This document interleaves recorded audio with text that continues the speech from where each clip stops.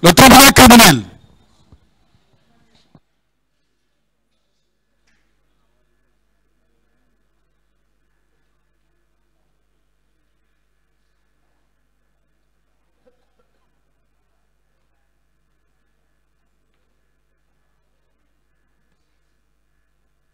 L'audience est reprise, veuillez vous asseoir.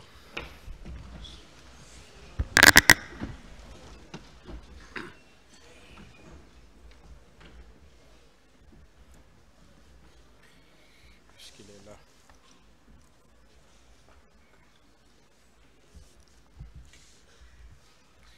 Est-ce que le témoin est là? Je ne le vois pas.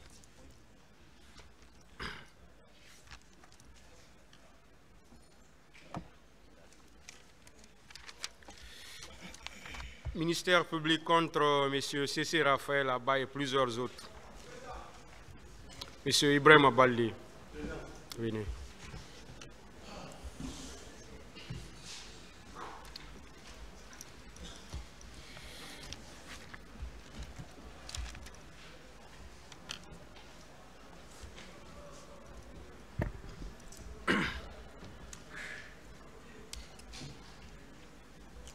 Est-ce qu'on peut continuer? Oui, Monsieur le Président. Partie civile. Merci, Monsieur le Président, Messieurs les assesseurs. Monsieur Baldé. Oui, maître. Sur le terrain ce jour-là, vous aviez au total combien d'hommes? Bon, sur la base des effectifs déployés, les 3 escadrons de gendarmerie départementale et les 6 escadrons de gendarmerie mobile, étant donné que les gendarmeries mobiles étaient de 120 et les gendarmes de la départementale étaient de 450, ça doit être dans les environs de 1170 personnes comme ça. 1170 personnes. Hein? 1170 hommes déployés. Oui, si j'ai bonne souvenance, hein, mais c'est de l'arithmétique. Ok, je vais vous poser peut-être une sous-question, c'est à quel moment ces gens sont rentrés? Sont-ils retournés dans leurs unités d'origine ou sont-ils directement rentrés à l'état-major? Parce que vous semblez avoir des informations assez carrées sur le fait qu'ils sont tous rentrés. Ou en tout cas qu'ils ont tous quitté l'esplanade du stade. Non, non, les 1000 et quelques ont été déployés dans les 5 communes, plus le Grand Conakry, à savoir Koya et Dubreka.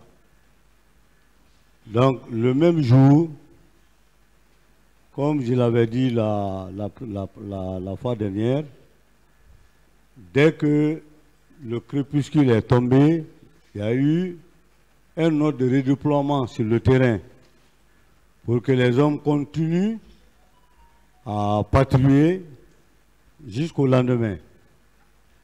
Donc les positions ont été a priori maintenues par rapport aux 3 escadrons départementaux. Par rapport aux escadrons mobiles, là c'était dans les véhicules, ça patrouillait avec des sens croisés.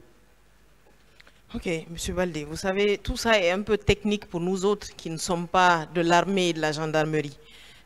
Quelles étaient les unités spécifiquement qui étaient sur place au stade et combien d'hommes il y avait là-bas? Non, au stade. Oui, au stade, parce que c'est du stade. Je croyais que vous parlez du déploiement. Non, c'est là où les crimes se sont déroulés, c'est de là-bas que je parle. L'effectif du stade, je ne puis vous le dire, mais en regardant, n'est-ce pas, le plan de déploiement, dans toutes les positions de Conakry et environ, les effectifs étaient là. Je pense que c'est... Je ne peux pas m'arrêter ici aujourd'hui, vous dire qu'il y avait exactement telle personne, tel nombre de personnes à la devanture du portail du stade. Et vos hommes n'étaient pas non plus aux environs du stade? Au-delà de la devanture du stade, il n'y avait pas des unités aux environs? J'ai expliqué ça, maître. Aux environs, ça veut dire les issues autour du stade. C'est de fait, lorsque vous êtes chargé d'empêcher de rentrer dans un enclos, vous devez vous rassurer, est-ce que cet enclos n'a pas d'autres issues par derrière? Si vous vous cantonnez simplement à l'issue principale où vous êtes déployé, vous pouvez faire des erreurs ou des fautes. Parce que les gens peuvent ne pas passer par le portail principal, mais aller passer de l'autre côté. Donc c'est de fait. C'est de fait, c'est-à-dire... C'est-à-dire pour des professionnels, quand ils viennent, c'est la rentrée principale qui était visée. Parce qu'il avait été dit qu'on ne devait pas rentrer dans le stade, c'était interdit. Ok, vous avez parlé ici dans vos explications de zone statique. Qu'est-ce que vous appelez zone statique pour nous autres qui ne sommes pas du Sérail, on veut comprendre? Non, les positions statiques, c'est les positions, disons, sur un rayon, où les gens ne bougent pas. Vous prenez par exemple un carrefour, vous désignez 20 personnes, vous leur dites, autour de ce carrefour, vous demeurez là. Pendant 2 heures, pendant 4 heures, pendant 8 heures. Ça dépendra de l'envergure de la mission ou des opérations qui sont planifiées. Ainsi, ces gens, ils n'ont pas de vélo, ils n'ont pas de moto, ils n'ont pas de véhicule, mais ils demeurent là. Présence physique, dissuasive. À des moments, ils peuvent même interacter verbalement avec les gens pour qu'ils comprennent pourquoi eux ils sont là et pourquoi les autres ne doivent pas les dépasser comme ils veulent. C'est ça la position statique qui est opposée à la position mobile où les gens sont dans les véhicules, ils peuvent aller là où ils veulent lorsqu'ils ont des renseignements sur des mobilisations ou sur des mouvements. Ok, ce jour-là, est-ce qu'il y avait une zone statique non loin du stade? La devanture était une position statique. Ok. C'est des gens qui étaient là, qui ont formé ce qu'on appelle tactiquement un barrage d'arrêt fixe et fermé pour empêcher à ce que les autres ne rentrent. Ok, vous avez été formel ici. Vous dites qu'aucun de vos hommes n'était sur place quand est arrivée la garde présidentielle. Aucun. Ça veut dire qu'ils sont tous soit retournés à leurs unités ou retournés à l'état-major. Et quelle était cette heure exacte, M. Baldé? Sincèrement, je ne peux pas vous donner une heure, maître, mais je vous rassure qu'avant que les militaires ne viennent, un ordre en cours d'action avait déjà été donné. C'était l'ordre de repli. Lorsqu'ils ont déclaré que ça n'allait plus, le portail est défoncé, le centre des opérations leur a demandé de replier jusqu'au niveau du carrefour de Donka, ce qui a été fait. Ils ne sont pas rentrés à l'état-major ou dans leurs unités. Ils ont replié juste au niveau du carrefour Donka. Ok, au niveau du Et carrefour c'est de là-bas où moi je Donka. les ai trouvés. Ok, au niveau du carrefour de Donka, vos hommes n'ont été témoins même pas de tirs d'armes à feu venant du stade, des intonations d'armes à feu venant du stade. Est-ce que vos hommes vous ont remonté ce type d'informations? Vu que la distance entre Donka et le stade n'est pas une distance que l'on pourrait dire grande. Ce n'était pas à moi qu'ils allaient rendre compte. Celui qui était là-bas a reçu les instructions du centre des opérations. Et celui s'il qui devait était rendre là-bas, compte, il devait rendre compte au centre des opérations. mais vous, sachant qu'il y avait une zone statique à cet endroit-là, vous n'avez pas cherché à avoir des informations compte tenu de votre position à l'époque, M. Baldé? Oui, mais j'avais eu l'information par après. Doublement. Oui, la première information, s'il vous plaît. Excusez-moi. Ok. Justement, si vous avez eu l'information, c'est le lieu de le dire au lieu de tourner autour du pot. Excusez-moi, mais c'est le sentiment que j'ai. Si vous aviez l'information, vous nous donnez l'information. C'est aussi simple que ça, je crois. Je me permettrai en ce moment, madame, de me répéter. Oui, allez-y. J'ai déjà dit que pendant que j'étais au centre des opérations, mon officier de garnison est venu me rendre compte qu'il y a des blessés qu'on est venu déposer là. Et c'est par après que j'ai envoyé quelqu'un, puisque Jean-Marie m'a dit qu'ils ont eu ça au stade, j'ai envoyé un des officiers de renseignement pour aller se rendre compte de ce qui se passe. Et quel a été le compte rendu de ça? Quel a été ce compte rendu? Parce que voilà, ils sont arrivés au stade, il y a eu des tirs à balles réelles. Quel a été le sentiment de ceux-ci qui étaient gendarmes, qui n'étaient pas loin du stade, qui savent en fait quel peut être le rapport de force dans ce genre de situation? Quelles sont les informations que vous avez eues à ce sujet? Monsieur le Président, j'ai beaucoup répondu à cette question. C'est vrai qu'il a parlé de ça, mais si vous voulez qu'il revienne là-dessus. Oui, en fait, il parle d'une position qui n'était pas loin du stade. C'est pour cela que j'insiste. Je veux simplement dire autrement. D'accord. Que les hommes qui étaient déjà redéployés en position de repli au niveau du carrefour, même s'ils entendaient des coups de feu, ce que je ne peux pas certifier, leur devoir, c'était d'informer le centre des opérations. Et ça, c'était au crédit du journal de marche. Moi, personnellement, j'étais membre du centre des opérations. Je venais permanemment me renseigner de ce qui se passe. Je tournais entre là-bas et mon bureau lorsque je suis revenu de ma tournée. D'accord.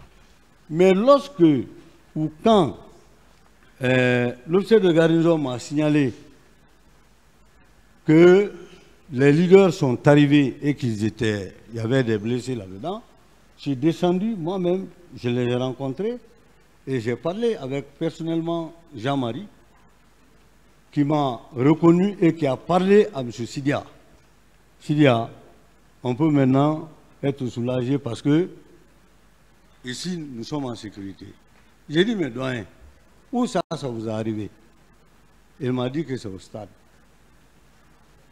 C'est après ça que j'ai envoyé maintenant mon officier de renseignement au stade. On n'était pas censé être au stade pendant qu'on est redéployé au carrefour de Donka. Ce n'est pas possible. Et vous ne pouvez pas forcément, à partir des coups de feu tendant en l'air ou en direct, rester au carrefour de Donka et savoir que ça, c'est à l'entrée du stade. Forcément, ce n'est pas ça. Ok. Mon autre question, c'est, ils sont restés au carrefour de Donka jusqu'à quelle heure, ce jour-là? Vu que Donka a été un lieu aussi où on ramenait des blessés. Non, ils étaient là en position, comme je vous l'ai dit, statique. Ce n'est pas des gens qui avaient des véhicules. Entre le portail du stade et Donka, ils l'ont fait à pied. Mais bien avant, ils avaient fait d'autres opérations là-bas pour disperser les gens, charger, machin. C'est au fur et à mesure qu'ils chargeaient, pour que les gens retournent, au fur et à mesure, la foule augmentait. Donc finalement, c'est comme si Ils ont fait combien de temps au niveau du carrefour Donka? C'est ce qu'elle veut savoir. Non, toute la soirée, ils étaient là. Donc ils ont vu les blessés arriver alors? Comment? Ils ont vu des blessés arriver à l'hôpital Donka? Quels blessés? Des blessés venant du stade? Ou ils n'ont pas été témoins de ça? Non, ça ne se passe pas comme ça. Il ne faut pas vous arrêter en position statique, vous attendez des instructions, vous voyez des blessés, vous voyez des malades, vous voyez des... Non, non, non, ça ne se passe pas comme ça. Ces gens, psychologiquement, ne supportaient rien d'autre qu'avoir, n'est-ce pas, une nouvelle mission où ils vont être redéployés. Parce que ce qu'ils ont vécu, moi, je ne peux pas trop insister là-dessus, mais ce n'est pas de la routine. Un barrage d'arrêt fixe et fermé qui saute à travers la foule, ce n'est pas de la routine, maître. D'accord. Je vous remercie, Monsieur le Président. Merci, Monsieur les assesseurs.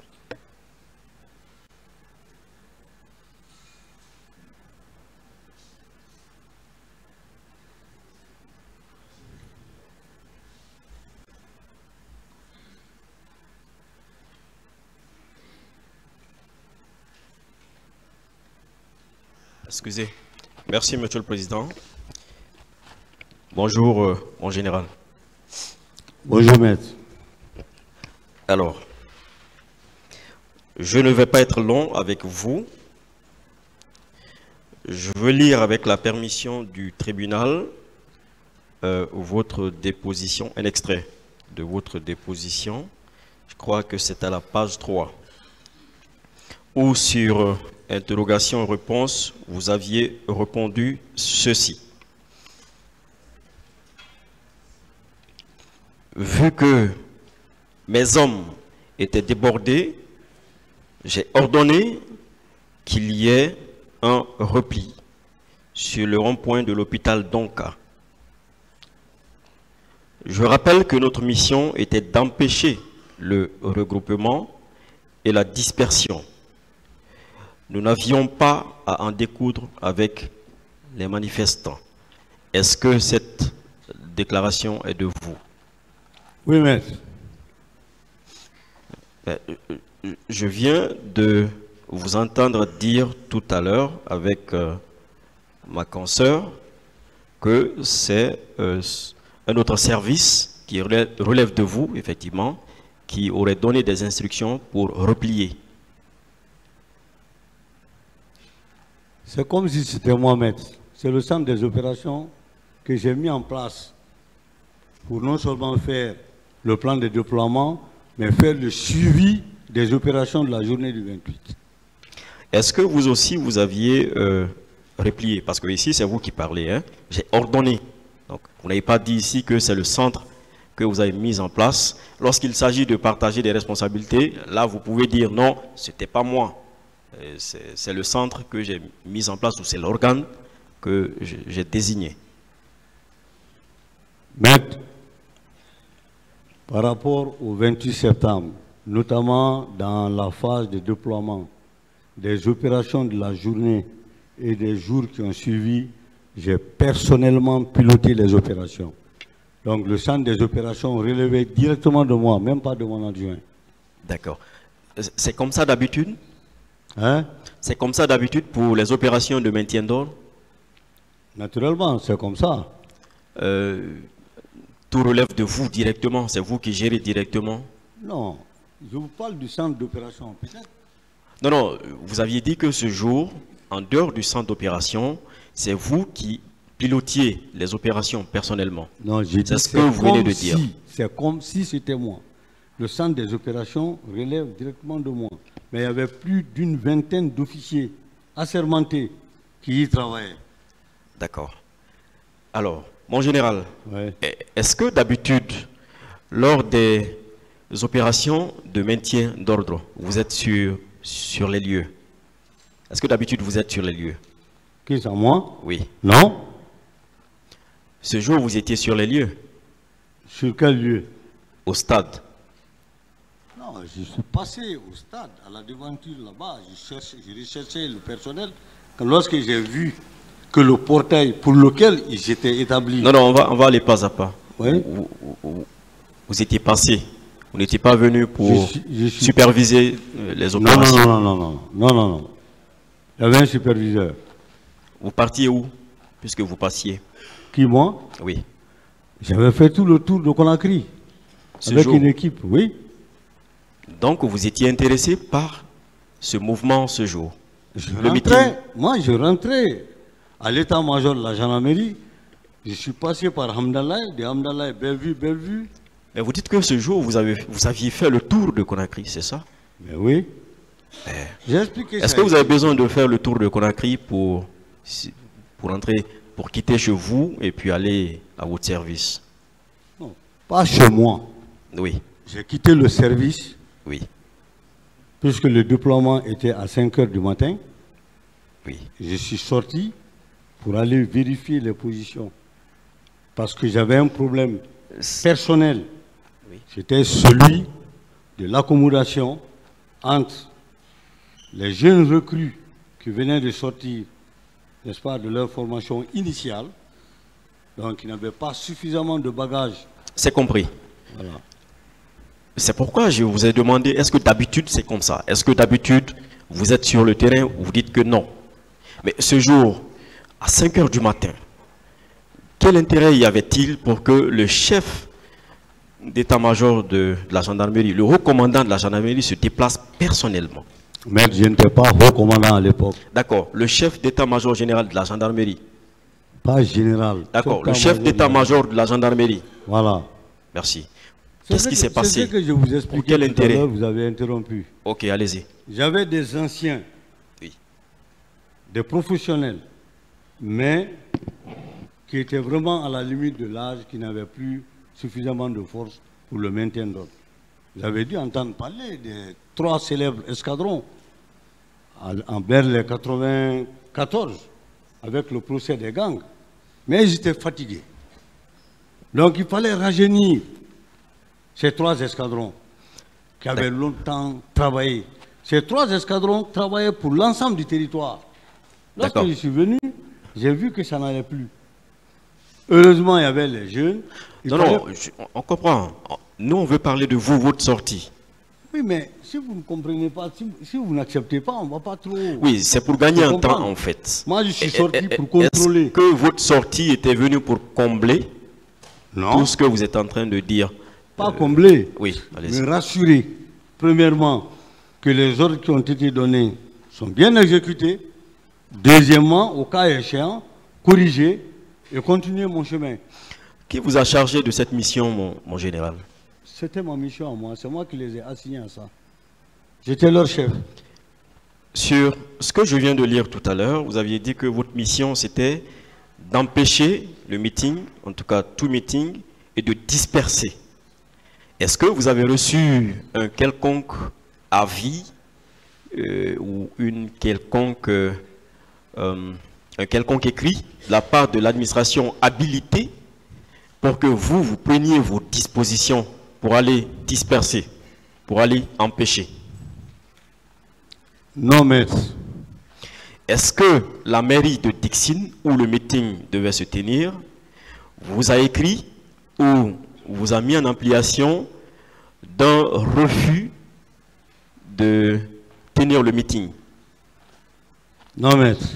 Est-ce que vous aviez reçu une réquisition de la mairie des communes de Conakry pour interdire tout meeting, toute manifestation, toute marche? On ne voyait aucune administration publique, oui ou non, dans les rues de oui Conakry. Ou non.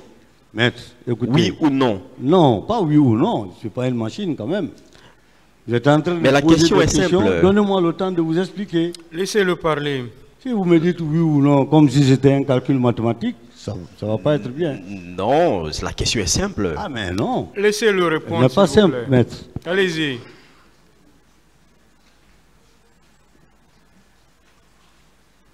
Moi, j'avais voulu occulter cette partie, mais si vous voulez qu'on en parle, la problématique des réquisitions de la gendarmerie s'était posée.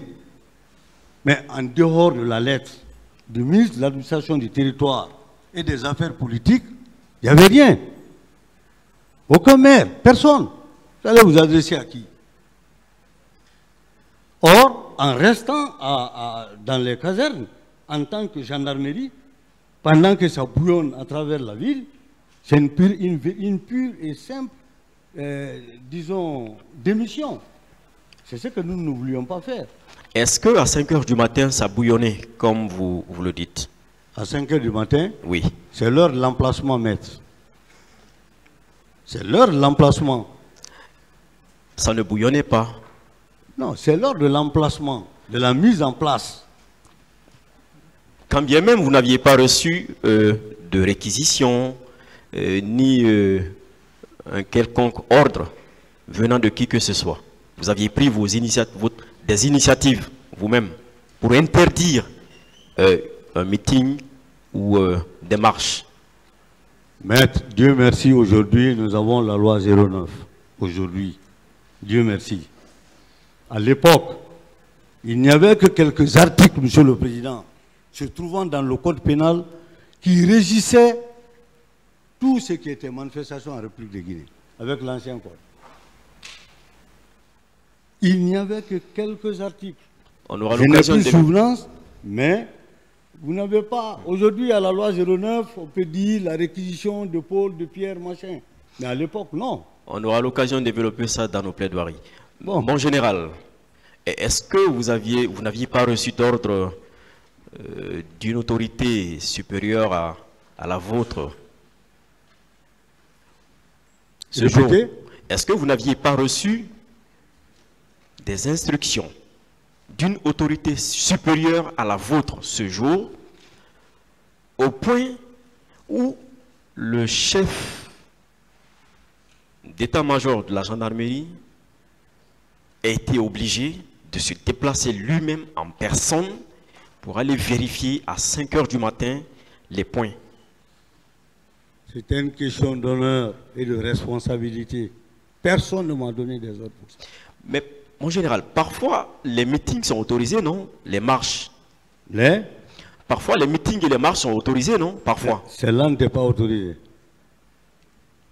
Vous devez avoir dans le dossier la lettre. Qui l'avait interdite? Non. C'était dit que ce jour était férié par la fonction publique et pour les raisons, n'est-ce pas, du 28 septembre, date historique, le ministre de l'administration du territoire et des affaires politiques devait avoir ses papiers, maître. Mais lorsque le jour... Ce n'était pas une marche autorisée. Lorsqu'une marche est autorisée, on ne va pas mettre des barrages d'arrêt fixes et fermés. Mon général, pourquoi vous ne voulez pas être un peu plus clair? Vous êtes témoin ici. On veut que vous nous éclairiez qui avait interdit cette manifestation, ce meeting. Comment? Qui avait interdit ce meeting? Qui avait interdit ce meeting? Vous le savez, mon général? À mon avis, c'est le ministre de l'administration du territoire.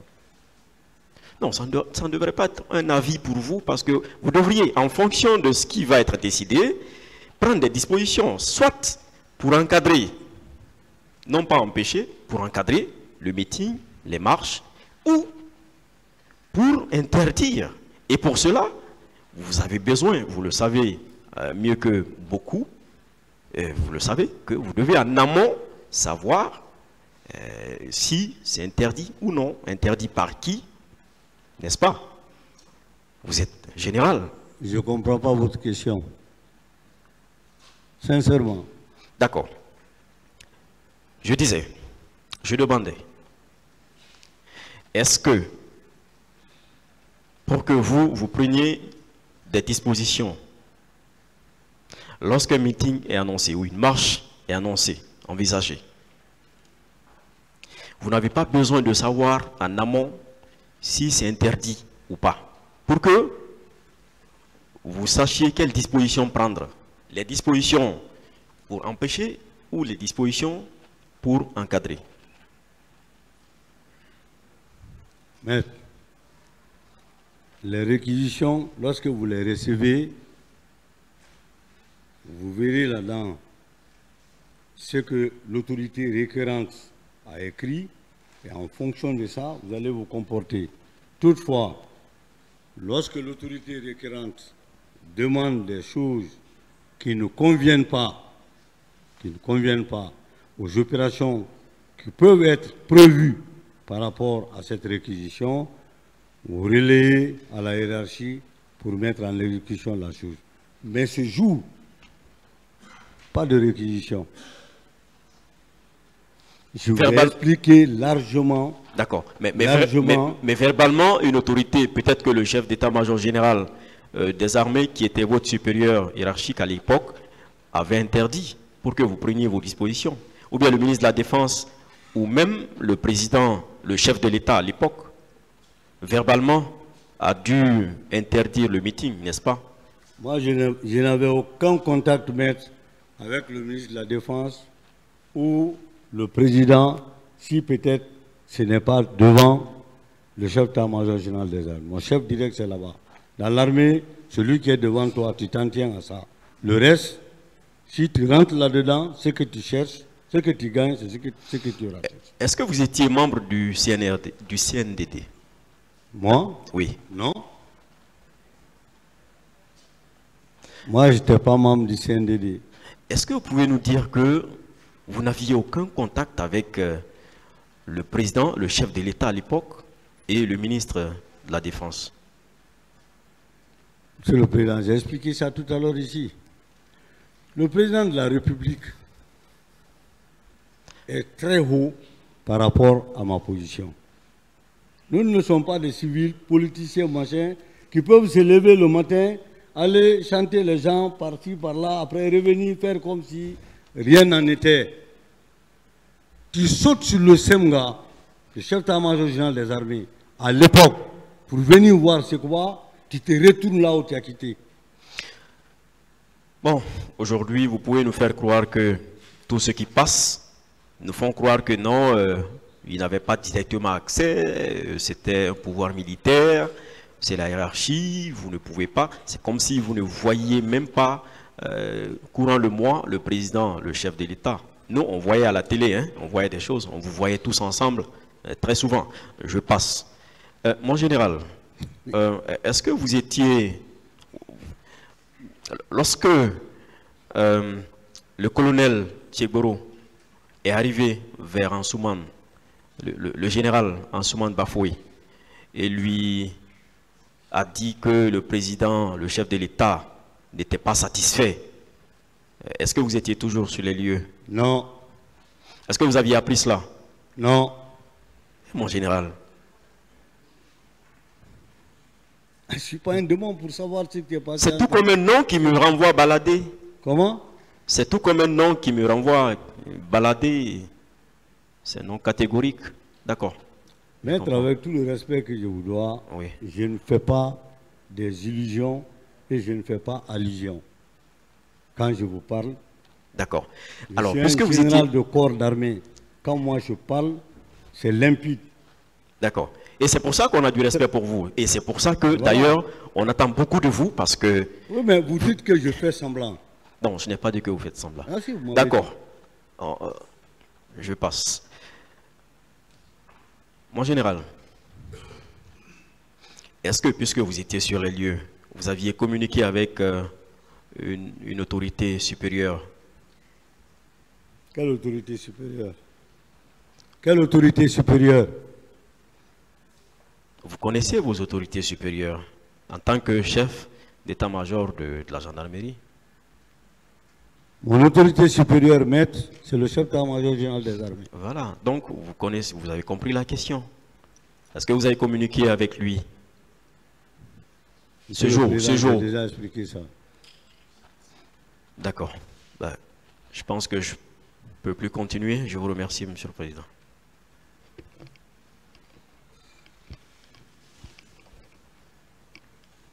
Merci, Monsieur le Président. Distingué assesseur. Mon général de brigade, bonjour. Général de corps d'armée. Vous êtes général de corps d'armée. Ok. De deuxième section. Mon général. Oui. Il est acquis au débat, selon ceux qui vous ont précédé, que le dispositif de sécurité, c'était la police et la gendarmerie. Je veux savoir, au niveau des différents lieux, parce que on a dit que la sécurité du stade pour empêcher la manifestation, c'était le groupement d'escadrons.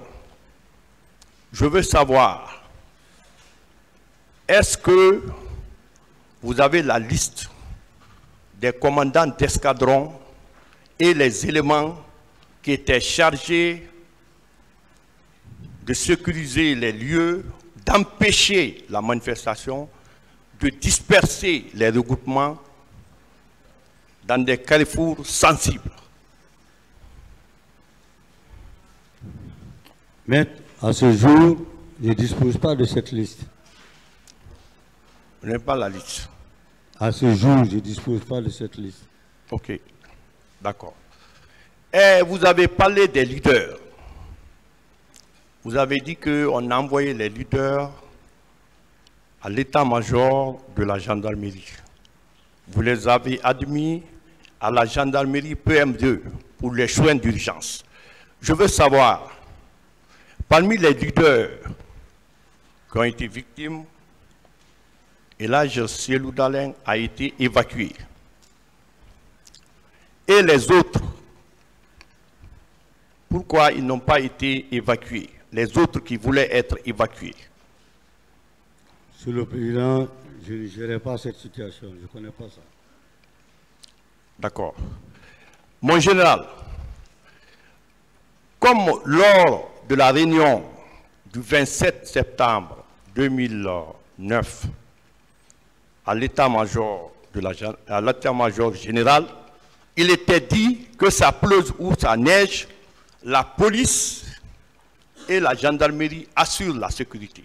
Est-ce que l'irruption des éléments de la garde présidentielle et des recrues de Caléa ne pouvait pas pousser les corps qui étaient chargés du maintien d'ordre de s'opposer pour ne pas qu'il y ait des massacres?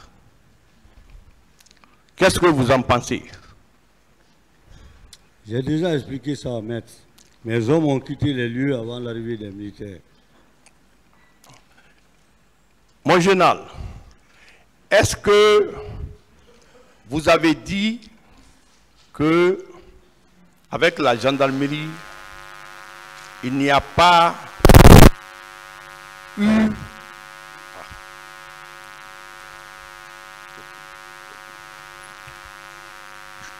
Président, je continue.